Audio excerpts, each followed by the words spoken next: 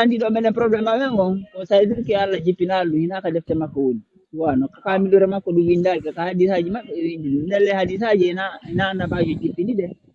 ina nulaɗo addi ɗe ina Allah yamiri ɗe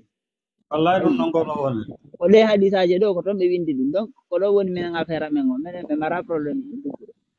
ko hadisaji maɓɓe ɗe min ganda fi majje wano ɗe ɗon ko kamɓe toon andi ko hombo ɓe jokki kala jokkuɗo ɗe hadisaji ina Allah jokki par ce que ina Allah woli na nelaɗo jippini na nelaɗo windi nela tawa ko windete sahabaji winde ar sahabaji tawa ko windete donc yimɓe tu e jooɗi fefindi hadisaji mum ƴetti fenale wengi hoore annabajo Allah on tu vois wooli penale innugol to mo jombi rewɓe jeenayo nani haalaji ɗi mara hoore mara bukol wo julɓe ɓen kañum ko rewɓe nayo kono nelaɗo kanko jombuno ha jeenayo woɓɓe na ha sappo jowo nani haalaji ɗi mara hoore mara bukol andi noon ko si tawi noon ko noon famirɗa sa foti yeɓe nasaraɓe ɓe wifete par ce que ɗo hollete ke ko contradiction wonɗa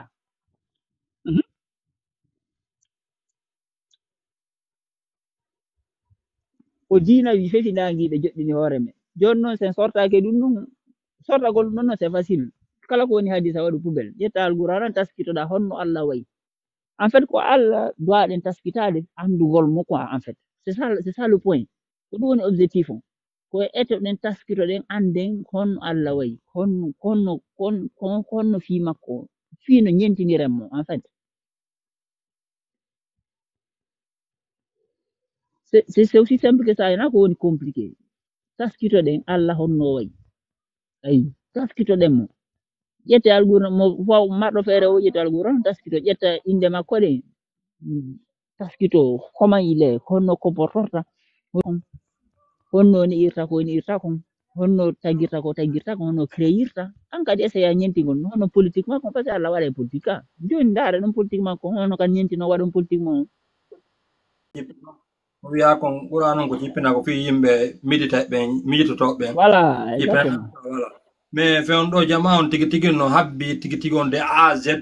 de toute sa vie sa naata sa yalta sa fofay sa yaray sa déplace sa joroto il faut quoi il faut voilà utiliser un hadith pour voilà pour le faire enfin ça voyage ça ainsi de suite tout détaillé et pourtant on peut pas tout détailler ça dans le Coran alors ko wata junde ma ni via médite mais tay no wata ma non c'est voilà c'est un peu gauche Allah ko sécurise o joni an ka hoɗoma ka wonnon noon jo moɓodira miijitoɗo honno sécurisir ton village mo on hara heɓa piiji ara ko innugol koye goɗɗo ari hersi ɓikkum mo yawnat ɗum police Allah ko sécurise o Allah ko marɗo ko surveille o kadi ko le surveillant joni ono hiɗo e quartier ɗo wano Conakry hiɗo e quartier no andi bande no ɗuuɗi ɗon organisé no surveiller on quartier mon on tu vois organisé no surveiller on quartier mon on surveiller on fayɓe mon ɓe famille ji mon ni e jawle mon ɗen tu vois no mais son accitiri ɗum ɗon ni o jooɗi ko joni o wattike Allah mon frère o wattake Allah